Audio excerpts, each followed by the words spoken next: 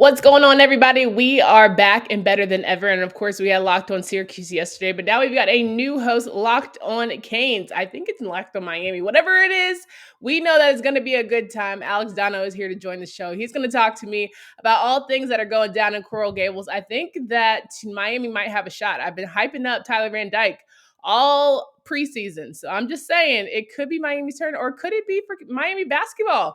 Talk about a little bit of tournament here. It's all of the good things that you'll love and more. Let's get into it. You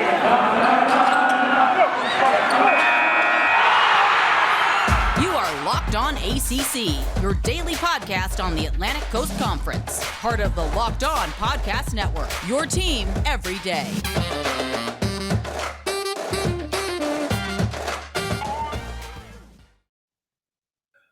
What's up, everybody? Welcome to today's edition of Locked On ACC. I'm your host, Candace Cooper. Thank you for making me your first listen each and every day. Of course, you have a rotating cast of hosts. And on today's episode, we are getting to know some new faces around here in the Atlantic Coast Conference. We have Alex Donno. He is joining us from the Locked On Canes podcast? Locked on Canes, yeah. Let's love that. There we go. First one. We are talking about Miami. We got a lot of fan favorites here who are super excited about it. So we're going to talk to him about his show, a little bit about his background, and then some of the hot topics here that we got going around in Coral Gables. So Alex, thank you so much for joining the show.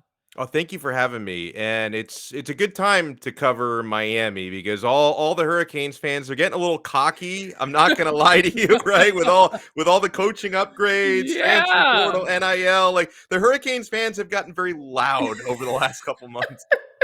I think Miami and cockiness kind of go hand in hand. You know, they haven't necessarily had a lot to brag about in recent years, but certainly it might be a tide turning there. I would love to get your thoughts on everything going down. But as we always kind of ask around here, is the U back?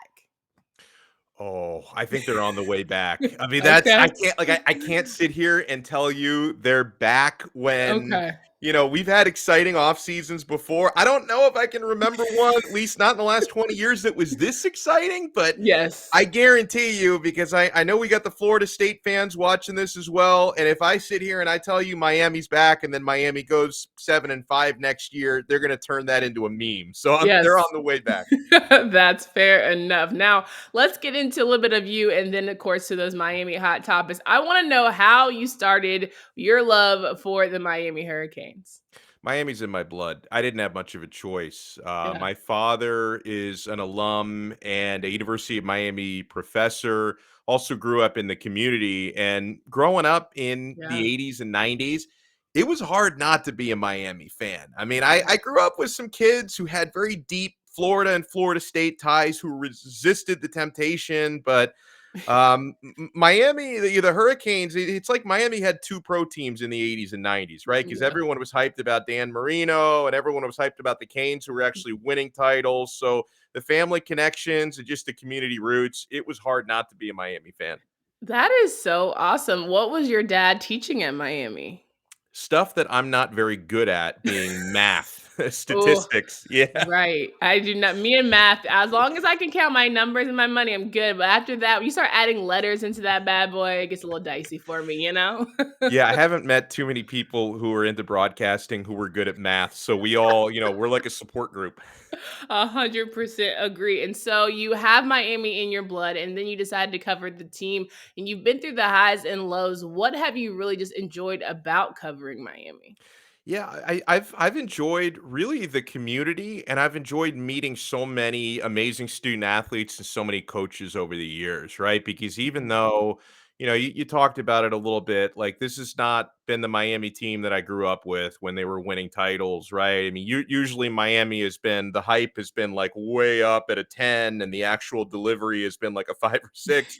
That's kind of how it's gone. But at the same time, it's still been an NFL factory. I mean, one of the first players that I got to cover in person was Calais Campbell, who just Wow. could not be nicer. I mean, being Yeah. able to cover players like that, and Sam Shields was another one of the first guys that I covered, and amazing coaches and personalities over the years. Getting a chance to cover Mark Richt for a few seasons was a thrill. Larry Coker was the first coach that I covered, and he did win a title at Miami. It's been awesome. And I I've never lost my fandom. Like even covering the team over the years, I've always Yeah. bled orange and green.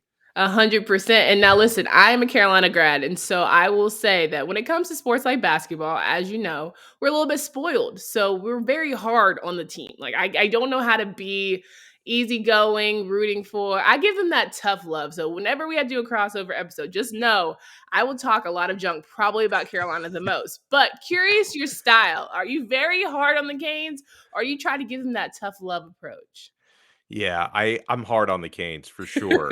It's so many times because here's the thing about Miami, and Yeah. maybe part of it is just the fans' fault for setting the bar just so high, but at the same time, like they over the years, they've managed to bring in top 25 recruiting classes habitually in football, and they rarely ever actually finish a season in the top 25. So Mhm. there's some disconnect there, right? Whether it's just Yeah. the recruiting metrics are off or the talent development has not been up there from a coaching standpoint. So I can be a little bit hard on Miami, but there's the highs and lows, Candace, because when things are going well, I get a little obnoxious. When things are not going well, I get a little defensive.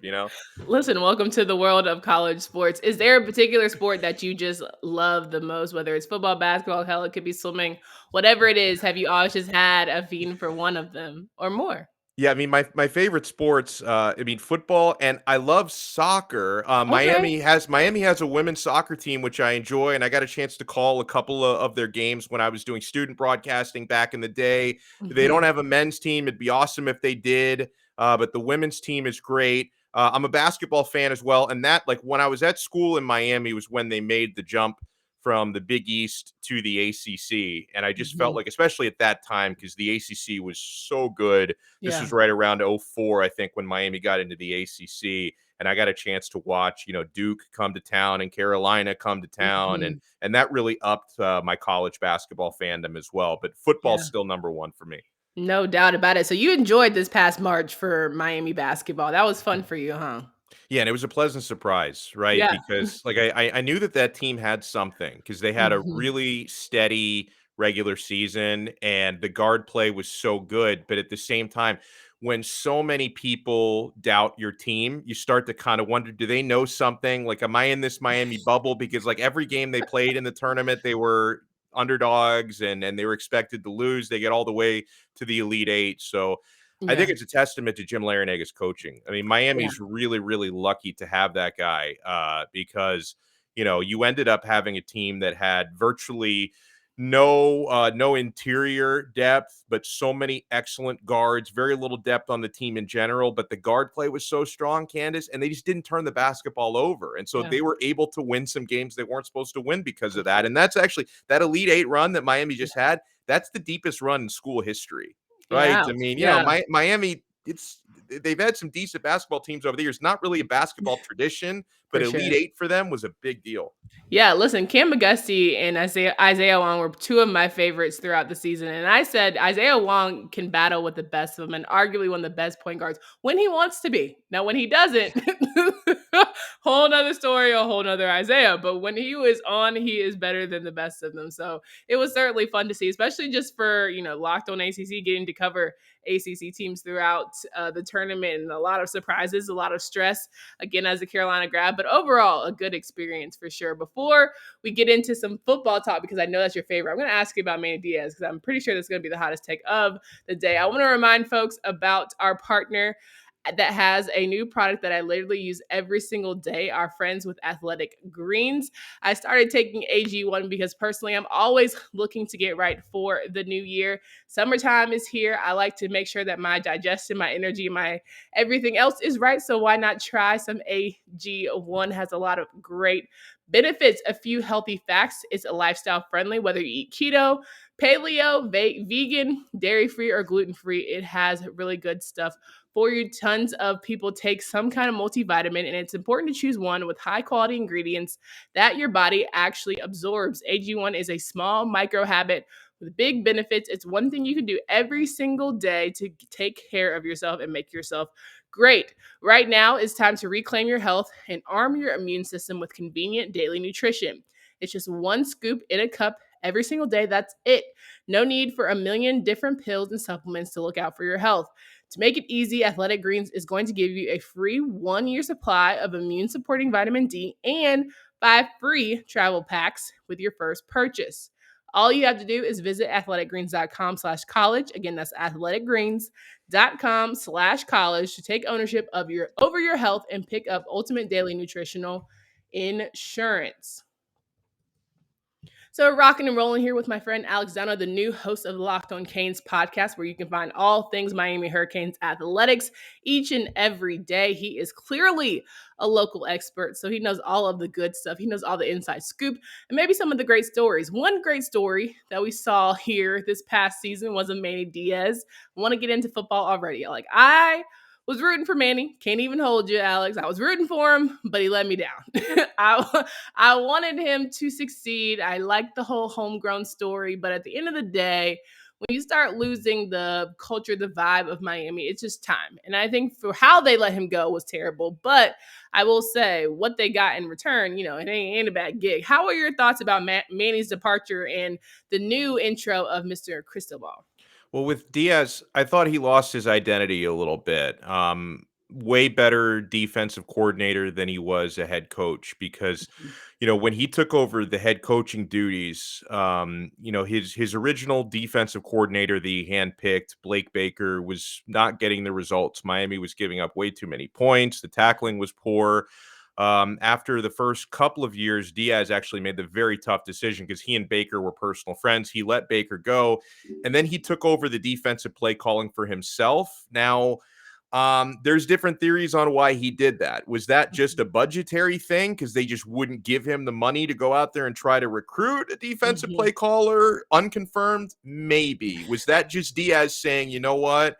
I just need to make sure nobody else is responsible for my demise here, and I'm going to control something extra. But the defense wasn't good in 2021, and that was something that, Miami ended up having a couple nice winning streaks near the end of the year, winning some games, but one of the worst defenses in the ACC, worst tackling defense in the country. And for someone who has a defensive identity like Manny Diaz, he lost that identity in the second year, or in his in the I think it was his third year as head coach, this most recent year.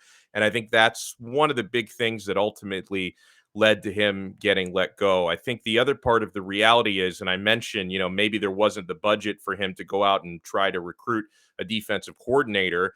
I think as we've come to see in recent months, Miami had some boosters kind of waiting in the wings, but they didn't really want to invest in Manny Diaz. They said, hey, if we're going to start investing billions of dollars here, upgrading facilities, coaching budgets, NIL, we don't want to do it for this guy. We want to do it for somebody that we really trust. And that's when you get into kind of the ugliness of the college football business. But the bottom line with Diaz, honestly, I think somewhere in a parallel universe, maybe it would have worked out better for him if he had just had the opportunity to stay the head coach of Temple, right? Because when Mark Richt stepped away, actually right before Mark Richt stepped away, Diaz, who had been a successful defensive coordinator at Miami, was hired to be the head coach at Temple. About 2 weeks later, Miami came calling. He left Temple without coaching a single game there. I think for someone who had never been a head coach before, getting his feet wet at Temple rather than getting his feet wet at Miami probably would have been a better thing for him. But he landed on his feet. He's got a good job now coaching the defense at Penn State, and I hope it works out for him because I think he could end up being a successful head coach someday. I just think it might have been too soon for him at a program like Miami.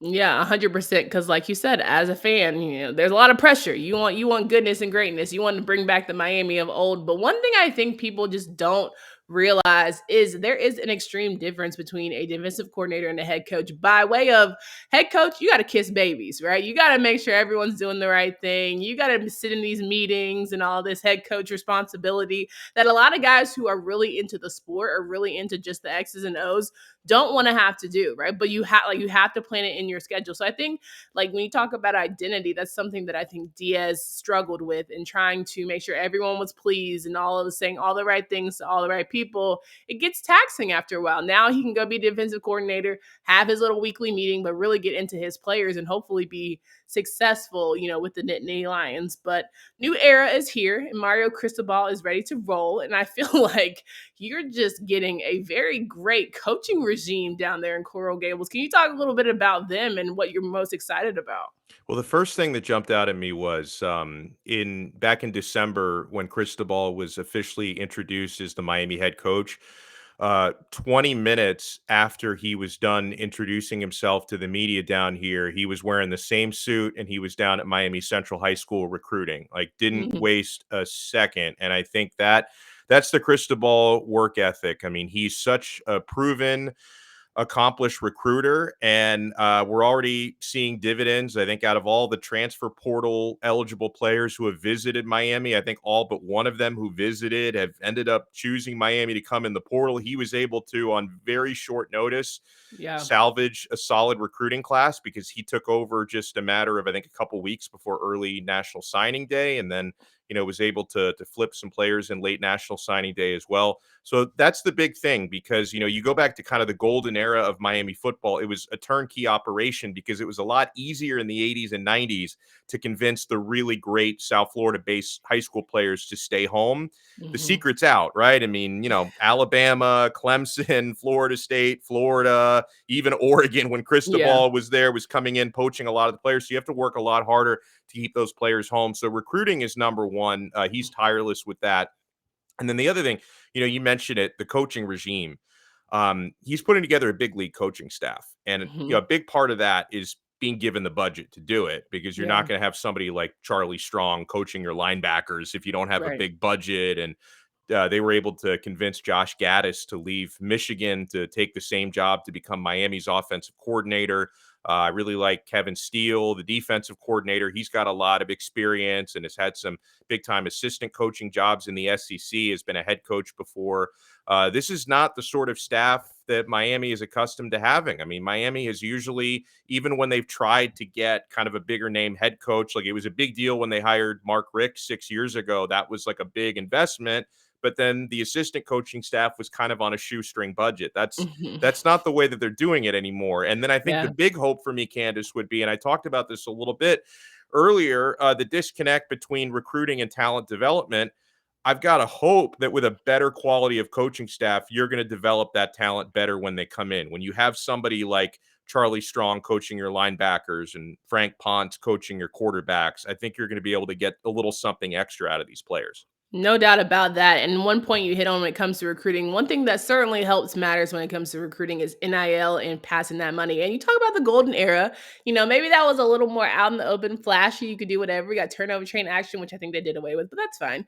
Everything's a little more out in the open when it comes to paying players and doing all that kind of stuff. Now you can just do it and nobody's going to be on your neck about it. How much has NIL, do you think, been a factor towards some of these guys saying, hey, we're going to really bring this U back? For so much prior to NIL, anything when it comes to facilities, coaching staffs, Miami has never been ahead of the curve before in anything. So this is weird territory to be in because Miami, I think, and it's rubbing a lot of people the wrong way, and it's concerning a lot of people because it's the wild wild west right now with NIL. But Miami is actually ahead of the curve in something, right? I mean, Yeah. and the primary benefactor has been a local South Florida-based billionaire named John Ruiz, who he's a billionaire attorney. He's got various businesses that are in the medical field, and he's got this new product called Life Wallet.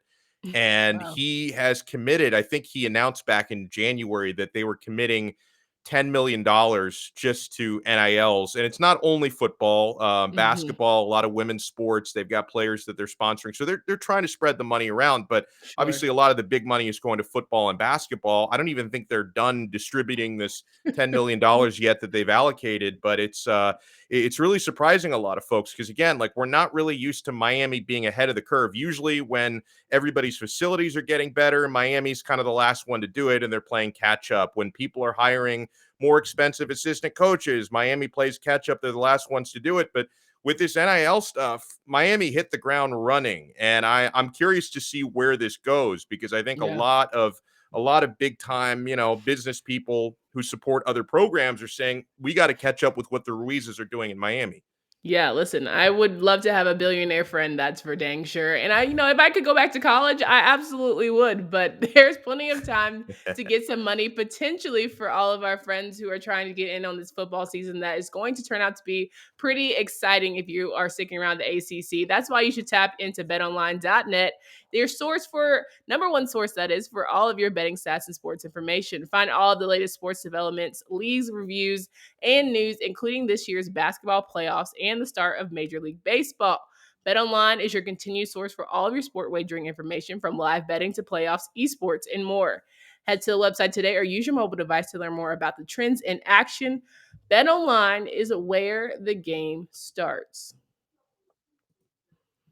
All right, so we're wrapping up here. Alex Donno of Locked on Canes, and of course, we talk all things Miami Hurricanes football. But we talk about the actual players here. I thought Tyler Van Dyke was going to be one of these freshmen who talked a big game but couldn't back it up. But he shut me right on up. I think of that NC State game last season. I was like, okay, well, wait a minute, maybe you got a little something here. How excited are you for the Canes? And I know there was a lot of talk about Derek and how he was going to be the leader and win the Coastal for them. And now you have a season to where you see this quarterback, this young guy, this coaching regime that we're talking about. The chances of the Coastal, which is always crazy, always up for grabs. How good are you feeling about that for the Hurricanes?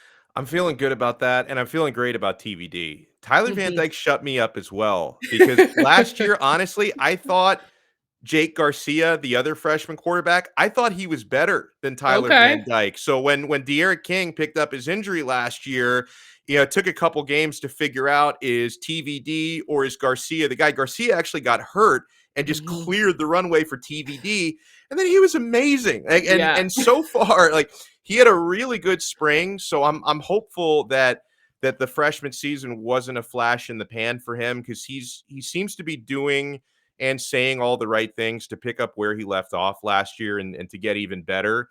He looked, he actually didn't have the best spring game, but he was really good in the spring practices. Like, he still got that command for the offense, the authority, the deep ball looks great. He's learning a new offense, so maybe there's a little bit of a learning curve there. But I think Miami's in really good hands with Tyler Van Dyke. I worry a little bit more about the receiving core because they lost their two top receivers from last year with Charleston Rambo and Mike Harley, both just running out of eligibility. But no, I think Miami is really stacked at running back. And I think Henry Parrish, who transferred in from Ole Miss, is going to end up getting a lot of work. Jalen Knighton, who was injured for part of spring, I think he's going to be good next year. I like the tight ends a lot with Will Mallory coming back. And I think Elijah Arroyo, a younger tight end, is going to have a big year this year. So I think the offense is going to be fine. And the O-line, I think, is going to get better with the coaching that they have. Still, I'm a little bit worried about the defense because they played 12 games last year. They didn't tackle anybody. So I'm a little bit worried about the defense, but they have a lot of talent in the secondary. The safeties are really good. So, I mean, Miami should be right up there, near favorites to win the Coastal. And I'm sure they're going to get plenty of competition from Carolina, who's, they've had Miami's number in recent years. But I think the expectation this year should be, the goal for Miami should be, try and win that Coastal, because in Pittsburgh, of course, in the mix as well. But the Coastal, it's been schizophrenic. Like, you never know who's going to win the Coastal. Like, outside, like, I don't think Duke or Georgia Tech can win the Coastal, but anybody else, I think, is in play to win that Coastal. Right. And it's crazy. As much as we talk junk, I think Georgia Tech is out of it for sure. I think that coach is about on his last leg, but I think that Mike Elko might have something there. Like, especially if you're living in the triangle, you just feel like the energy is different. But you never know. I was a huge Coach Cutcliffe fan. He could tell me a story all day long, and I would be very much into it. It was his time, but I really do love him. I think where the energy is Atlantic Division. I'm like, I can't call it. I think NC State's going to win the whole thing, but damn it, if NC State doesn't blow it for themselves. So we're just going to have so much fun this football season. Say all that to say, I have had such a good time already in these 20 minutes I've gotten to talk to you today. But how can fans get really pumped about the content you're going to bring to Locked on Canes? Oh, thank you so much. Yeah, we haven't quite launched the YouTube yet. So that's probably good. You don't have to look at my face every single day, at least not yet. But the audio is out there, my friends. Just search Locked on Canes. and you're gonna see those beautiful orange, green, and white colors on there.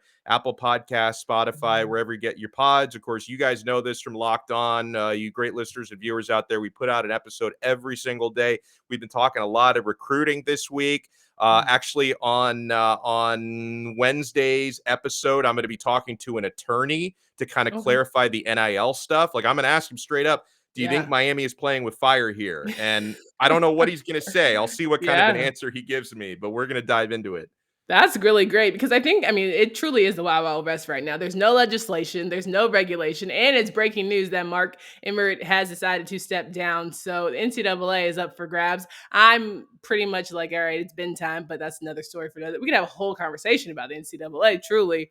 But it's really interesting to see how it'll all pan out. But with teams like Miami, if you start putting themselves in the right position, you really can have some really star-studded, guys attending that university, and females, really. I mean, with Miami women's basketball, all the legs. So I think that's very exciting times if you're a college athlete.